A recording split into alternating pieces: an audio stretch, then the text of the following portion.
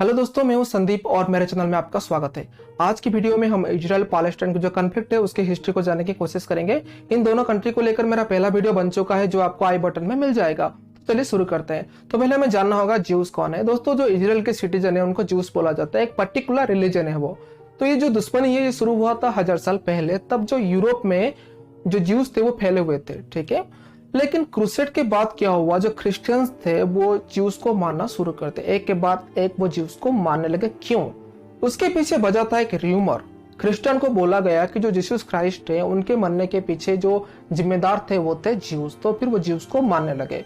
उसके साथ कुछ और र्यूमर्स भी ऐड हो गए कि जो यूरोप में ब्लैक डेथ हुआ था उसके पीछे भी ज्यूस जिम्मेदार है, और फिर ये लोग छोटे बच्चों को मारते हैं, उनके खून पीते हैं। ये सब सुनने के बाद क्रिश्चियंस और गुस्सा हो गए, भड़क गए और वो ज्यूस को मारने लगे और ज्यूस को अपने एरिया से निकलने लगे। तो जितने भी ज्यूस थे उनके ऊपर अत्याचार बढ़ गया। तो ऐसा माना जाता है कि दुनिया में जितने भी रिलीजन है, ज्यूस से ज्यादा टॉर्चर आज तक कभी किसी रिलीजन ने फेस नहीं किया था। तब धीरे धीरे जो ज्यूस थे उनको यकीन हो गया कि जो दुनिया है, जो कंट्री है, वो उनके लिए सेफ नहीं है। तो उनको क्या करना होगा, उनको अपने लिए एक न्यू कंट्री बनाना होगा। फिर तभी शुरू होता है जियोनिज्म मूवमेंट। तो जायनिज्म मूवमेंट होता क्या है? जायनिज्म मूवमेंट एक ऐसा मूवमेंट होता है जिसमें दुनिया के जितने भी ज्यूस हैं उन लोगों को बोला जाता है कि आप एक पर्टिकुलर कंट्री बनाओ। ठीक है, इसको शुरू किए थे थियोडर हर्जल ने। तो उसके बाद होता क्या है, दुनिया में जितने भी ज्यूस है वो स्लोली पैलेस्टाइन में आते हैं। तो पैलेस्टाइन ही क्यों? क्योंकि ज्यूस लोगों का मानना था पैलेस्टाइन एक होली प्लेस है और वहां पे वो आते हैं और अपना सेटलमेंट शुरू कर देते हैं। तो दोस्तों, जो पैलेस्टाइन था वो ऑटोमन एम्पायर के अंडर में था। तो वहां पे ज्यूस भी रहते थे, क्रिश्चियन भी रहते थे और मुस्लिम भी रहते थे। तो जब 1915 को पहला वर्ल्ड वॉर शुरू हुआ तब ब्रिटिश ने क्या किया, अपने साथ फ्रांस और अरब को लेकर अटैक किया। किसके ऊपर?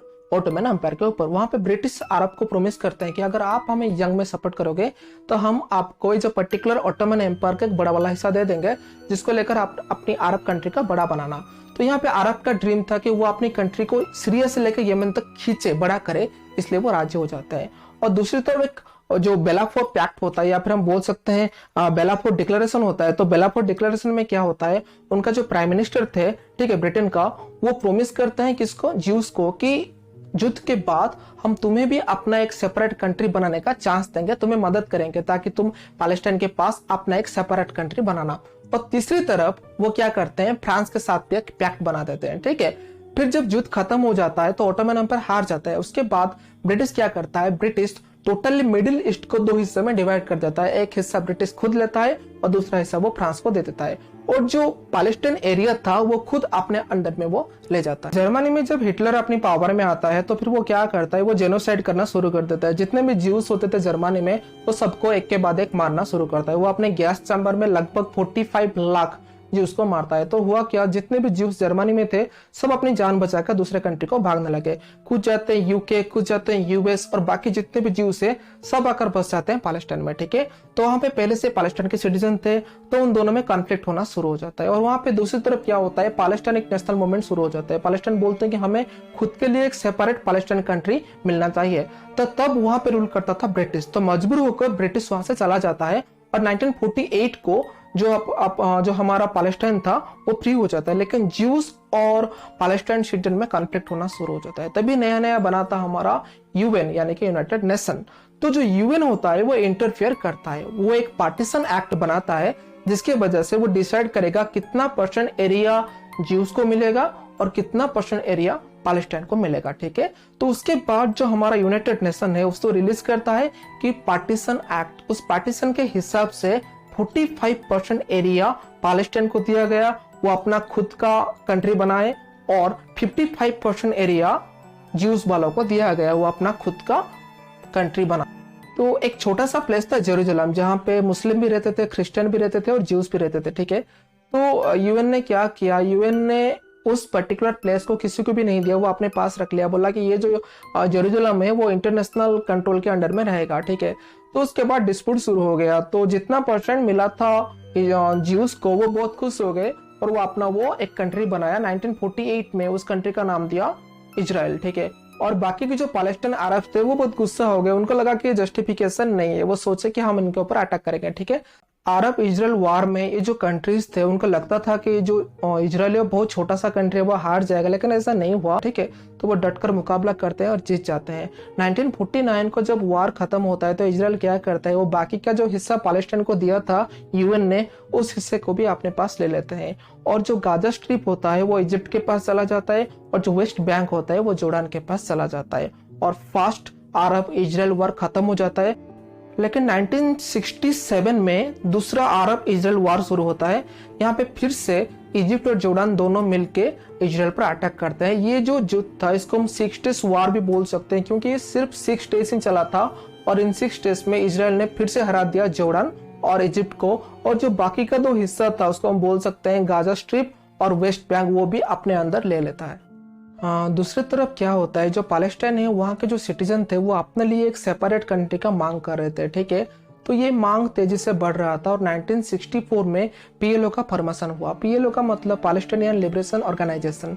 जब पहले वो फॉर्मेशन हुआ, एक छोटा सा टेररिस्ट ऑर्गेनाइजेशन के जैसे काम कर रहे थे। वो वायलेंट एक्टिविटी करना, जैसे कि बमबारी करना, सुसाइड बॉम्बिंग करना, कुछ प्लेन हाईजैक करना, या फिर इजराइल एम्बेसी पर अटैक करना, ये सब वो कर रहे थे, जिसके वजह से इजराइल और यूएस ने इसे टेररिस्ट ऑर्गेनाइजेशन डिक्लेयर किया था। लेकिन 1974 आते आते पीएलओ एक वायलेंट ऑर्गेनाइजेशन से नॉन वायलेंट ऑर्गेनाइजेशन बन गया था। उसने अपनी वायलेंट एक्टिविटी कम कर दी थी, इसलिए 1974 में जो यूनाइटेड नेशन था वो ऑफिशियली डिक्लेयर किया कि जो पीएलओ है ये कोई टेररिस्ट ऑर्गेनाइजेशन नहीं, बल्कि ये रिप्रेजेंटेटिव है। किसका रिप्रेजेंटेटिव है? ये पैलेस्टाइन सिटीजन का रिप्रेजेंटेटिव है। 1979 को इजिप्ट और इजराइल के बीच में पीस पैक्ट होता है, और इजिप्ट पहला एक कंट्री था जिसने माना कि इजराइल रियल में एक कंट्री है और वो एग्जिस्ट करता है। ठीक है, और उस पीस पैक्ट के बाद इजराइल और इजिप्ट के बीच में हालत कुछ अच्छा हुए, और जो सेकेंड वार हुआ था, और बोल सकते हैं सेकेंड अरब इजराइल वार हुआ था, जिसमें इजराइल ने कुछ प्लेस ले लिया था इजिप्ट से, वो प्लेस वो रिटर्न कर देता है इजिप्ट को। फिर 1992 में कुछ ड्रामेटिक मूवमेंट रहते हैं। पहला तो जो इजराइल था उनको एक अच्छा प्राइम मिनिस्टर मिलता है, इसाक राबिन, जो कि एक स्टेटमेंट देते हैं। वो बोलते हैं कि पीएलओ कोई टेररिस्ट ऑर्गेनाइजेशन नहीं है, बल्कि वो रिप्रेजेंट करता है पैलेस्टाइन गवर्नमेंट को। ठीक है, और दूसरा वो बोलते हैं कि जो पीएलओ है वो कुछ गलत डिमांड नहीं कर रहा है, वो चाहते हैं कि उनका खुद का एक कंट्री हो और हमें उनके कंट्री उन्हें देना चाहिए। 1993 को पहली बार पैलेस्टाइनियन गवर्नमेंट का एस्टेब्लिशन होता है, जिसको नाम दिया जाता है पैलेस्टाइनियन नेशनल अथॉरिटी। ठीक है, उसके बाद 1994 में यासिर अराफत और इज़ाक राबिन को नोबेल प्राइज मिलता है शांति के लिए, पीस के लिए उन्हें नोबेल प्राइज दिया जाता है। तो कुछ दिन तक ये शांति बरकरार रहता है, लेकिन एक प्रॉब्लम शुरू हो जाता है। एक ज्यूज एक्सट्रीमिस्ट लीडर ने, जो हमारे इजराइल के प्राइम मिनिस्टर थे, उनको पॉइंट ब्लैंक रेंज पे 3 गोली मारकर हत्या कर देता है, जिसके बाद हिंसा फिर से शुरू हो जाता है। अब थोड़ा पीछे चलते हैं। 1987 को एक टेररिस्ट ग्रुप हमास का फॉर्मेशन होता है। जो हमास वाले थे वो थोड़ा एक्सट्रीमिस्ट थे। वो बोलते हैं कि जो पीएलओ वाले हैं वो थोड़ा कॉम्प्रोमाइज करते हैं, ज्यादा ही सेक्युलर है, वो डरते हैं इजराइल से और दोस्ती करना चाहते हैं इजराइल से। लेकिन हम ऐसा नहीं है, हम डायरेक्ट अटैक करेंगे किसके ऊपर? इजराइल के ऊपर। हम इजराइल से नहीं डरते, और हम उनको अटैक करेंगे और हम उनको कंप्लीटली डिस्ट्रॉय कर देंगे और यहाँ से भगा देंगे। ठीक है, फिर 2006 में इलेक्शन होता है पैलेस्टाइन में, जहां पर पहली बार 2 ग्रुप एक दूसरे के सामने थे। एक साइड में था हमारा पीएलओ और दूसरे साइड में था हमास। ठीक है, तो 134 सीट थे और वहां से 72 सीट पर हमास कब्जा करता है और वो इलेक्शन जीत जाता है। फिर 2006 में सिविल वॉर होता है दोनों पार्टी के बीच में। एक साइड में होता है हमास और दूसरे साइड में होता है पीएलओ।